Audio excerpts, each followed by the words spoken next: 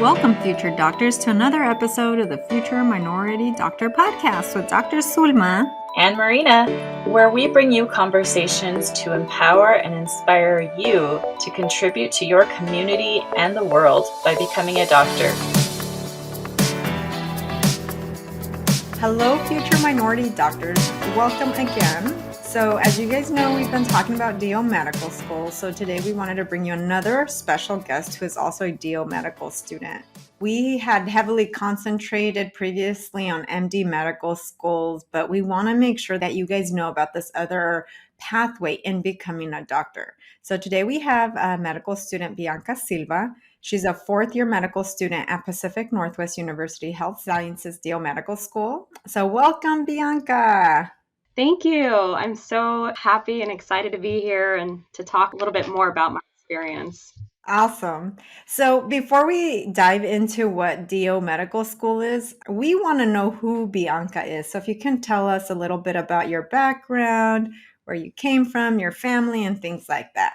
Yeah, of course. So I am a first-generation Chicana Latina student. I am currently in my fourth year of medical school, but technically I'm done. I'm just waiting to graduate. So I'm in that sort of phase where I'm enjoying life as it is as much as possible before I start residency and give my soul away. But that could be a different conversation. But my family's from Mexico. My parents emigrated here. And it's a similar story that many other minorities can relate to, is their parents came down to provide them with a better life. My grandfather was the first one to come down here. He was making 39 cents a day working in the fields, and then it blossomed into our entire big fat Mexican family. And so I myself grew up in San Pablo, California, Bay Area, and I still live here.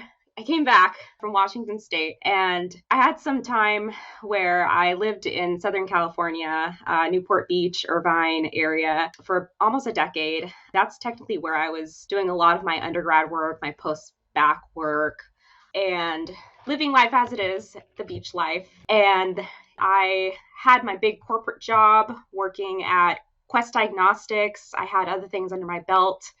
And eventually, I just unexpectedly got into medical school. Tried twice, always knew I wanted to get in and do it. It was just a matter of just getting through certain roadblocks in my life that were keeping me from getting there. So I'm happy to say that I'm going to be the first physician in my family ever. And yeah, and I'm just really proud and excited to be here today. I have just a couple fun facts about me. I have 3 cats. I'm such a cat person. You might see one behind me right now. I didn't intend for her to be there. And life is beautiful as it is. Medical school will really humble you and realize what's important to life and what isn't. And so I'm just happy to mentor and help anyone else who's going through such struggles getting in and getting through medical school. Okay. So did you grow up mainly in the Bay Area, or was it more in Southern California initially when your parents immigrated here? Yeah, I grew up in the Bay Area. I was born in Okay. Oakland. Oh, I was a okay. Kaiser baby. So I was born at Kaiser, Oakland. Uh-huh. I always say I'm a Kaiser baby because both of my parents have worked for Kaiser Oh, as, for almost 30 years now. what do they do? My mom she started off as a pharmacy tech.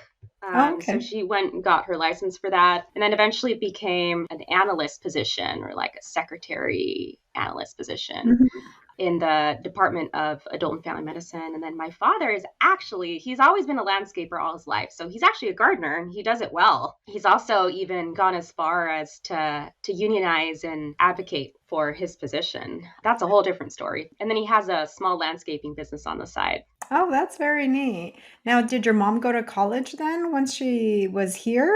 She did. She Okay. went to community college at, I believe it was Contra Costa Community College, and she got her pharmacy technician certification. Oh, neat. Okay. And Yeah. so you did middle school and high school up in the Bay Area in California. And did you know then that you wanted to be a doctor, or what were you like in high school? Yeah, so I always love this question because, I'm not that person who will say that typical answer I always hear is, oh yeah, I'm going to be a doctor. I want to be a Mhm. doctor because someone in my family is a doctor and they encouraged me. And I think that's great, but for me, for some reason, I just always knew in high school that I wanted to be a physician. And I think part of it had a lot to do with the fact that I was sort of a biology science nerd and I was Oh. always intrigued with the human body and the anatomy and physiology of it. My first exposure to that was in middle school, actually. In seventh grade, we had a science class, and you get to learn all kinds of things about like astronomy and the sciences of anatomy and dissecting pigs and those kinds of things. And I think that I always just saw ahead of me. I never kind of thought of what other people were kind of considering and looking behind. And then as I grew and moved on to more clinical experiences, that's when I realized, okay, do I maybe want to just be a nurse? Do I want to maybe Mhm. be a physician assistant?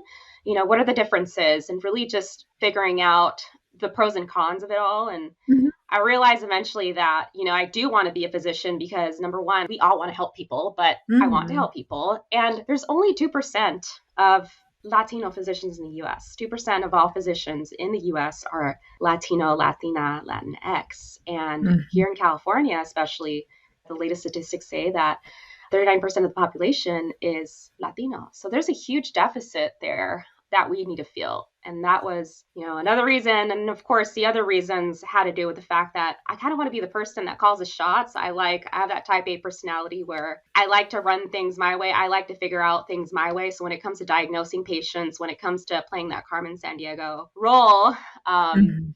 and figuring out the best treatments for them, that was where I saw myself for the rest of my life. Okay.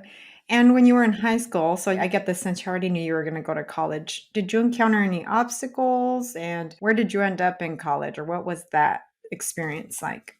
Yeah, so in high school, this was back in 2004. I graduated from high school in 2008. So it might be a little different from the kinds of resources that are available now for high school students. But back then, unfortunately, there wasn't a lot of guidance. I think the only closest thing that I remember having was a guest speaker who I think at the time she was doing a master's program. And so she kind of talked about, the life beyond high school and, oh, this is how college is like. And this is how fascinating it is and that sort of thing. But I literally had no idea how or what I was going to do to really make it to getting into a 4-year college Okay. to get my bachelor's degree first. And so honestly, I just went through community college and it worked out okay. Mhm. I went to Napa Valley College and I accidentally got an associate's degree just because I was working through my GED and getting all my science courses through to eventually be able to transfer onto a university at that time. So that I would say that was my main challenge in high school was really just figuring out the guidance. The grades came with being passionate about what you were studying. I took Mhm. AP classes. I took AP chemistry and I took AP English to sort of better my chances. And I did pretty well. I Mhm. wasn't like a 100%, Mhm. top of my class. I didn't have the best ACT, SAT scores, but I pulled through and Mhm. I think I got like average or so, but that was enough to get me into 4-year college.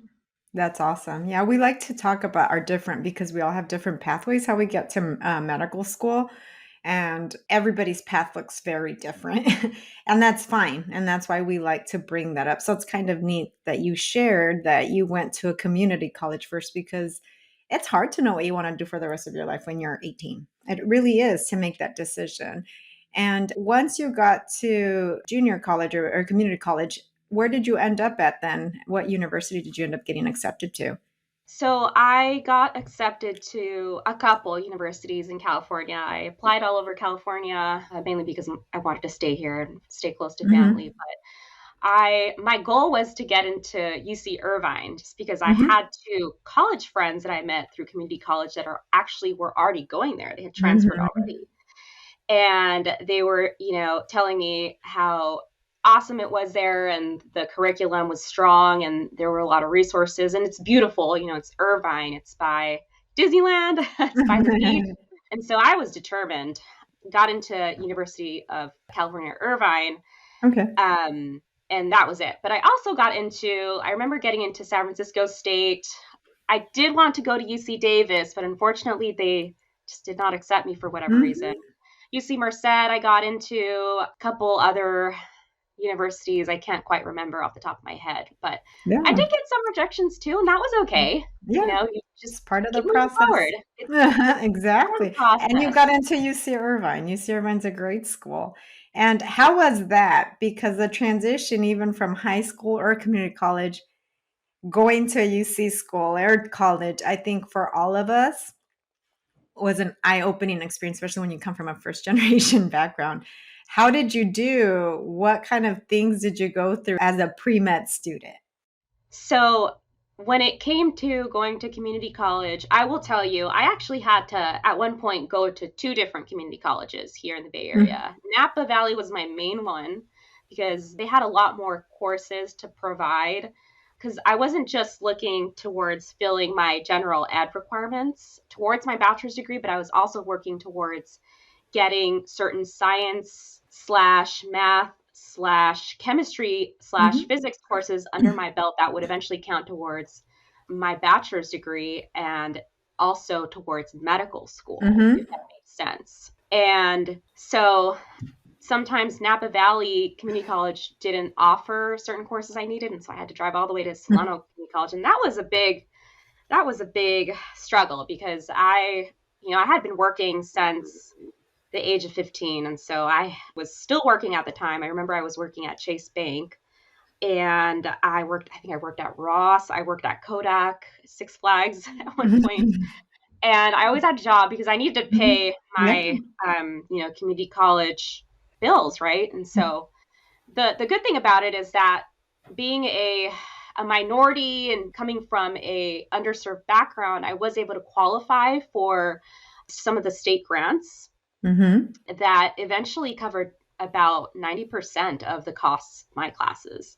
But you really have to do your research and look into it. Not a lot of people knew about it. Mhm. And it was called a waiver. I forgot exactly what it was called, but there's just know that there's money out there that you can Mhm. look into getting because, we need help. We're students. Mhm. And so making that transition from community college to a 4-year college, I think was a little bit more difficult for me just because Mhm. I didn't realize that you really need to step up your organizational skills. You really need to step up your ability to stay focused and get those grades Mhm. because it wasn't explained to me in the beginning that you should have a pretty good GPA to get into medical school. And so I unfortunately didn't realize that a little bit later on into my studies at UC Irvine, but that was okay. I made up for it eventually. But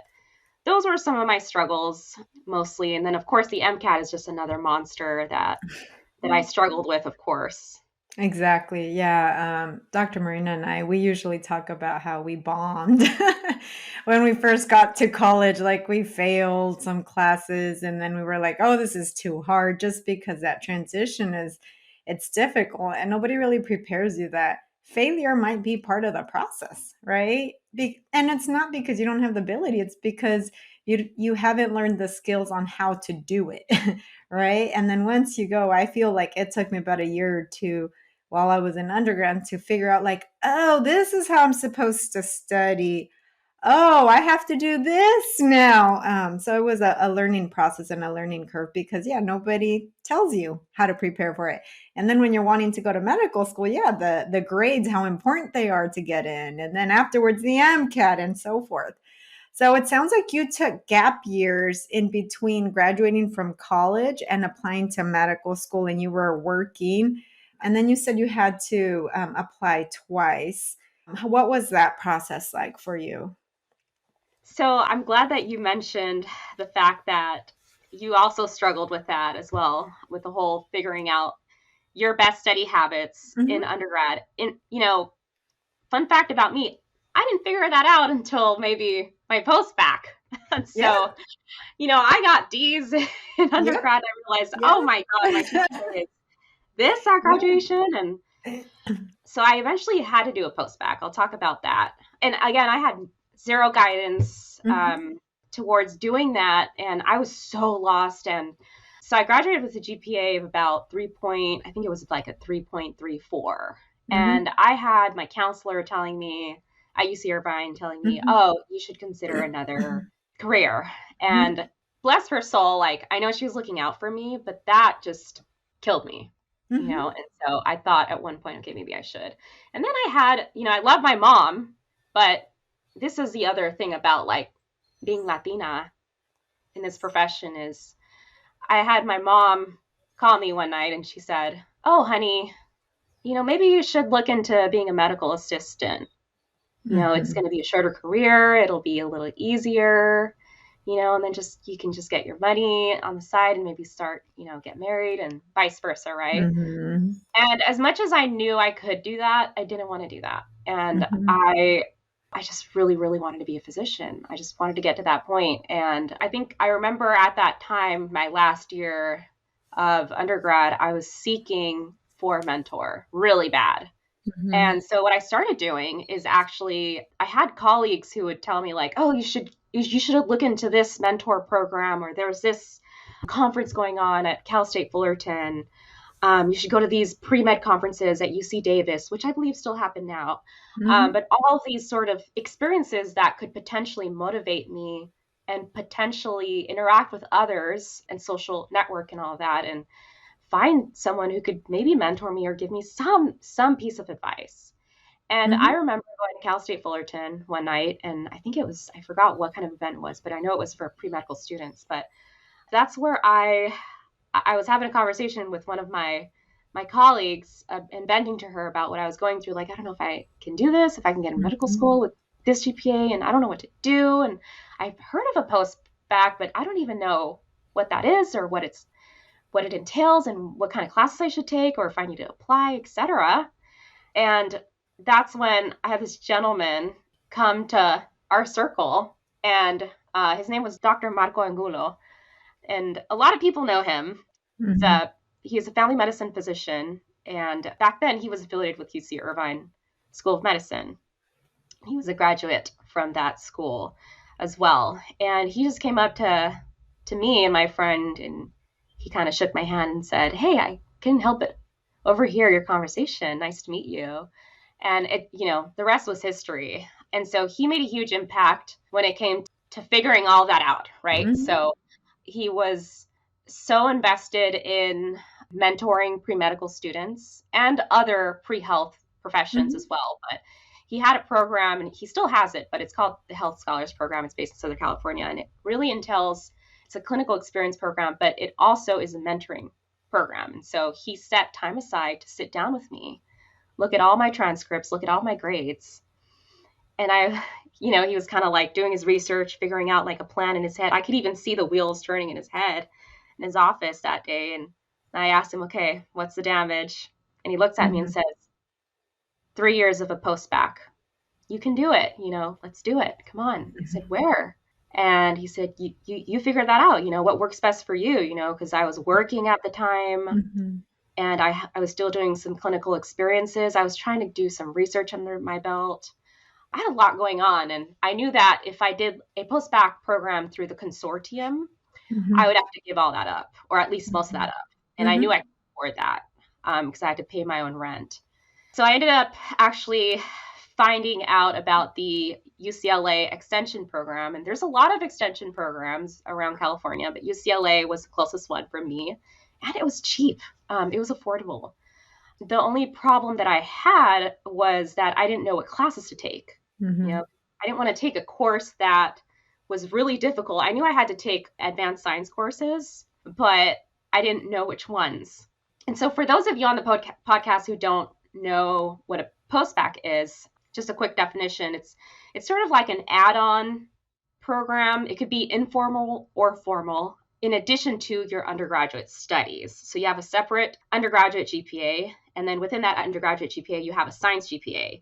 And so medical schools particularly look at that science GPA because it consists of all of the physics, chemistry, mathematics, biology, biochemistry, everything as it entails to that, all those courses to see how well, you did. And then when you do a post-bac program, you have that sort of post-bac GPA that gets integrated into that science GPA from your undergrad.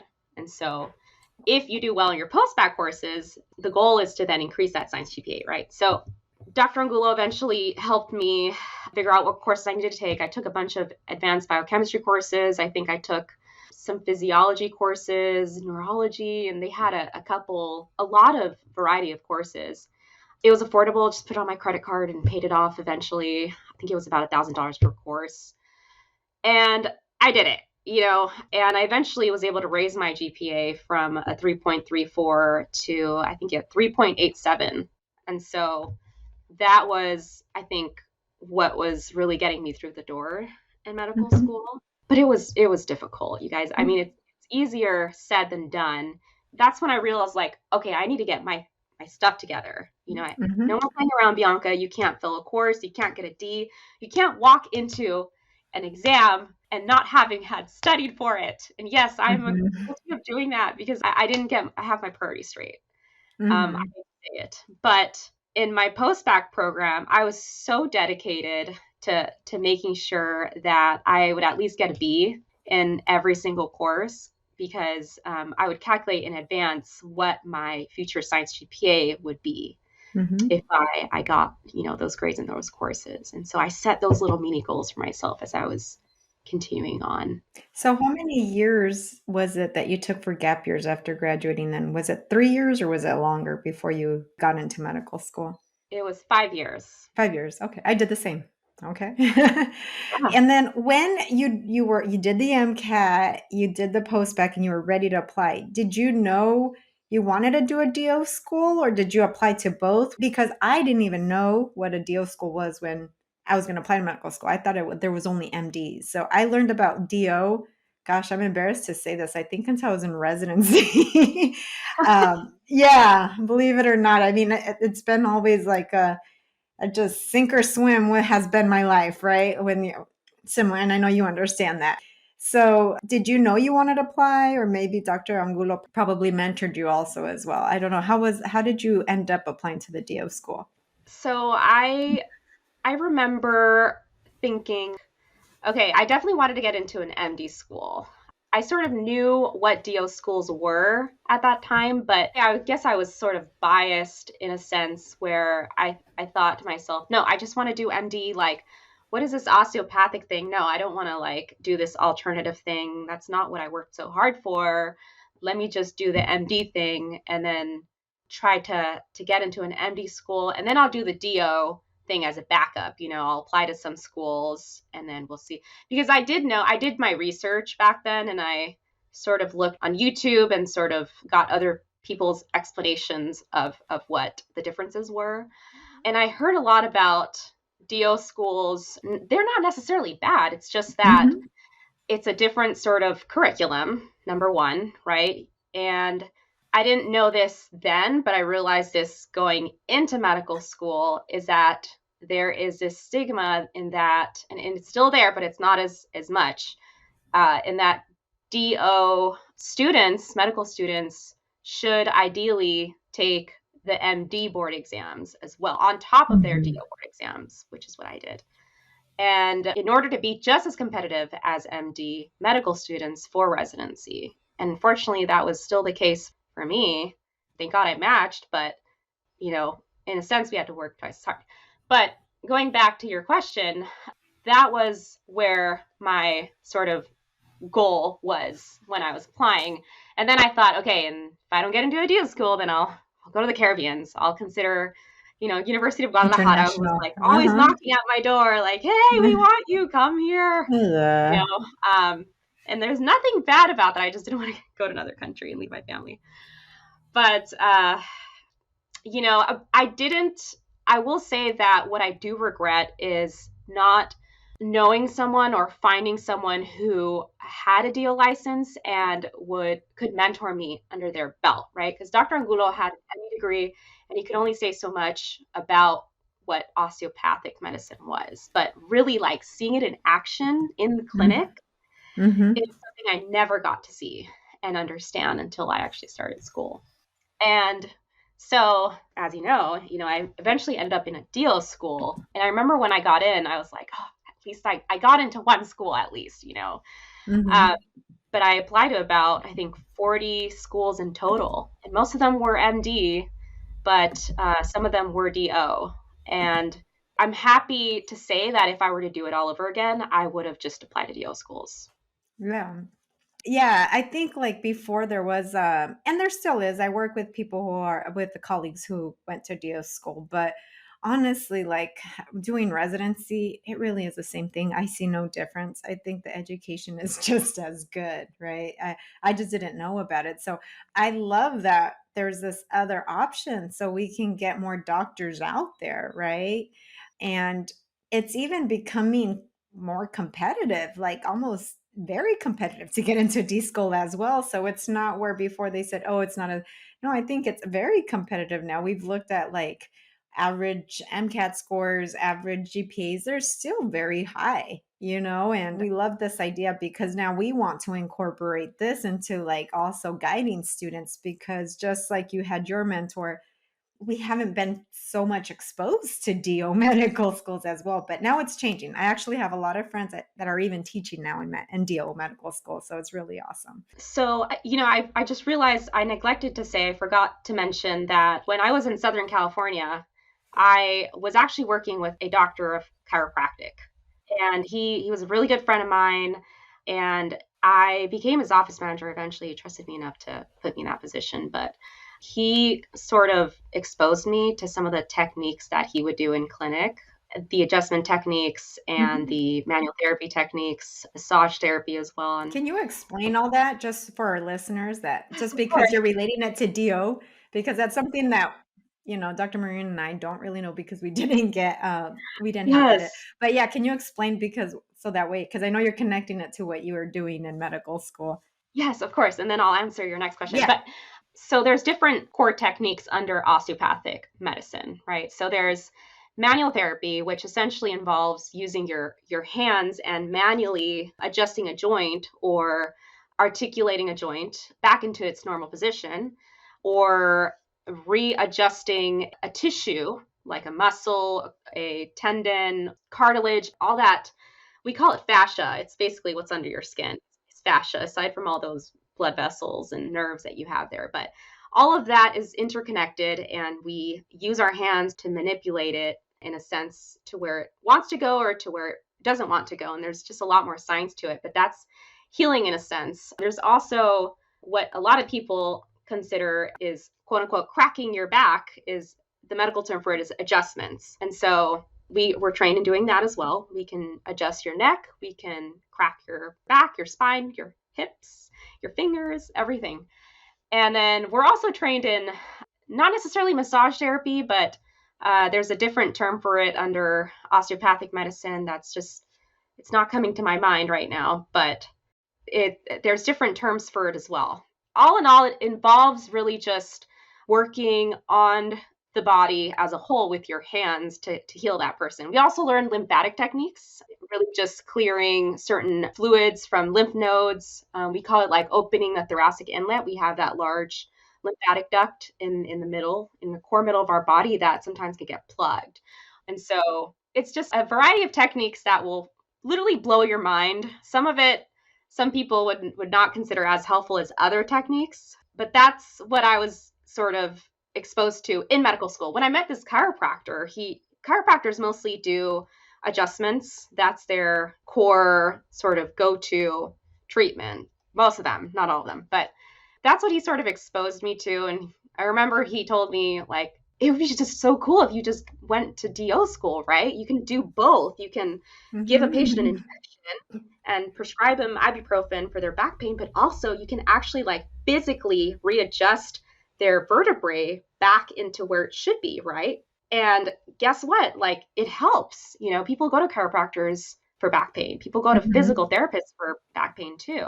But when you go to an MD doctor, and no offense to MDs, but MDs are, since they're not trained in osteopathic techniques, they can only do so much as to provide you with medication that will help reduce that inflammation, help reduce your pain, but also refer you out eventually for physical therapy or perhaps even surgery, but physical therapy first or chiropractic care, etc., before you consider other more invasive interventions.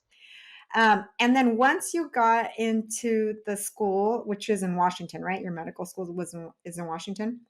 Yeah. How was that experience like for you going through all of that? When I got into medical school, our first week, we learned about osteopathic medicine in a sense where the history of it and what, in general, what each technique does. And it goes so far into the physiology of it. Like, for those of you who eventually study muscular anatomy, there's like those, muscular spindles and all these other different names for all of those anatomy.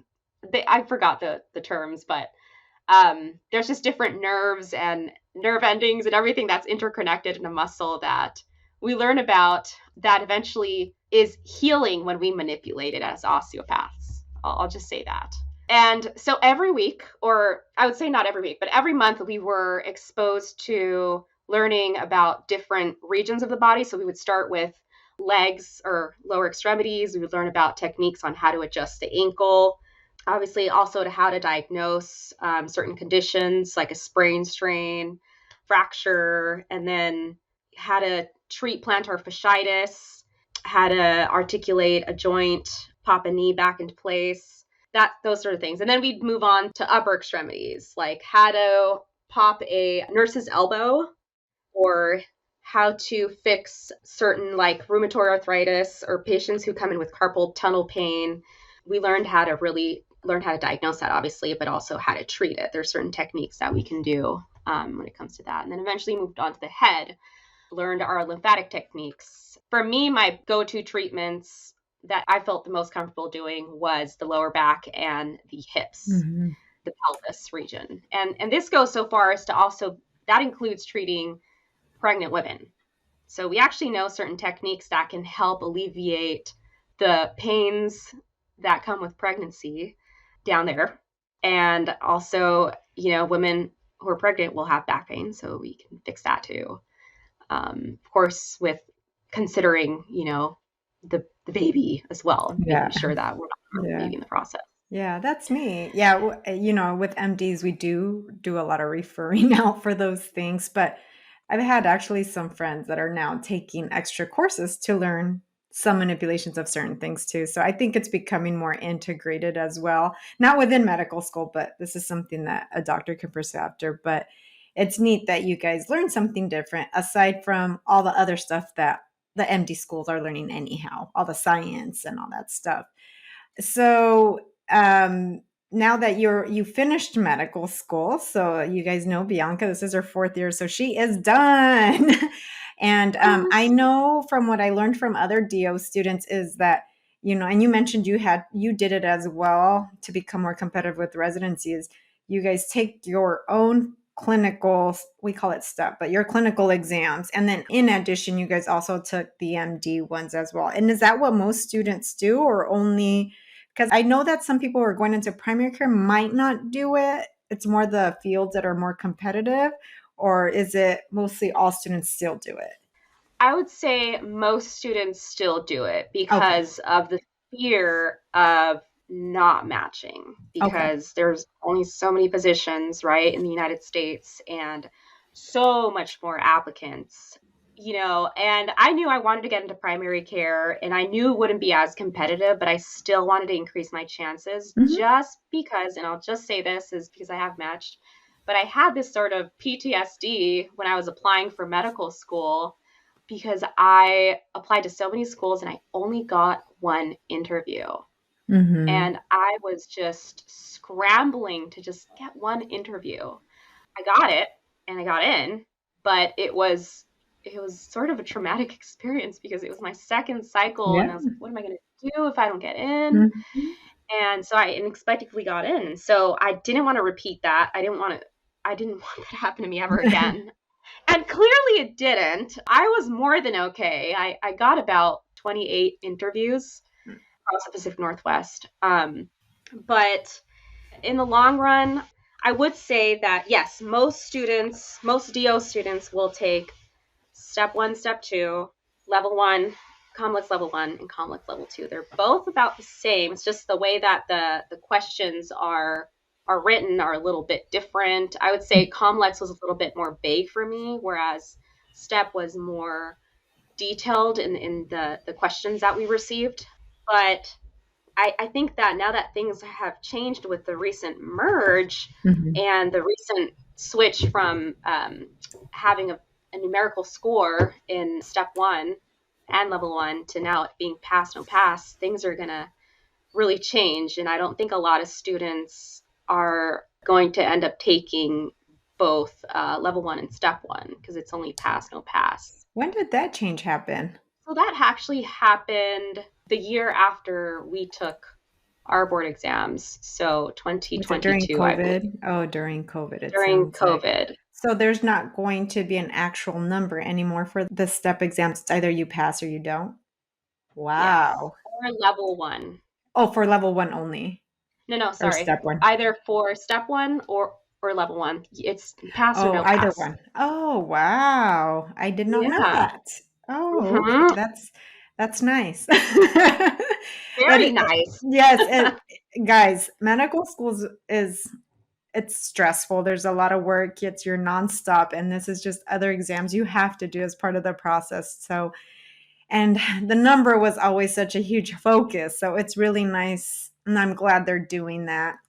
That it's just becoming a pass no pass because it's unnecessary extra stress. All It right, is. Bianca. So congratulations, and tell us what you matched into and where you're going for residency. So I matched into family medicine at Uh-huh. Kaiser Permanente Napa Solano here in Vallejo, and it was my number one Oh, choice. And I'm excited. I oh, start mid-June, and I can't wait. that's It's so everything neat. that I Talk worked about a so hard full for. circle. You were born in Full Kaiser and circle. going back. Yes, yeah, going back. Oh, that's so Excited. neat. All right. So before we wrap up, if you want to give any last piece of advice to any of our listeners or things that you wish you would have known when you were either in high school or in college about this process, and any last piece of advice that you want to share. I think that if you're passionate about it, if you're in a place right now where you feel like you're not good enough, your MCAT score is not good enough, your scores aren't good enough, your grades aren't good enough, newsflash, there's always room for improvement. And no test score ever will ever define what kind of physician you'll be. You know, I was told from the beginning, like, oh, your MCAT score should be great because that's going to coincide with what your board exam scores will be. And newsflash, my board exam scores were a lot higher than my MCAT score. Okay, Yeah. so I wasn't a part of that percentage of people who they were referring to. So just go for it. Go for your dreams. Don't give up. Also, research, look into outside clinical experiences that you can expose yourself to as much as possible to really realize that this is exactly what you want to do for the rest of your life. Because once you get into medical school, you start hitting the ground running. Mhm. You don't really have time to think about that. You just need to get through it and learn as much as possible and succeed, And so I wish all of my listeners the best. And if there's any additional mentoring I can do for anyone, please feel free to reach out to me. I'll maybe have you provide them my personal email address and we can connect. That would be wonderful. We actually last year launched, and this will be our second year where we're doing a mentorship application program. So this is for pre-meds who are ready to apply, took their MCAT, and we're actually helping them from day one of starting that entire application process and coaching them through it. So yeah, we could use you for that. So again, thank you Perfect. so much. Thanks everyone for listening. Check out our mentorship coaching program. If you're ready to apply to medical school, you can apply online at one of our social websites or at www.futureminoritydoctor.com. And as always, good luck with everything and check us out next time. Peace and love.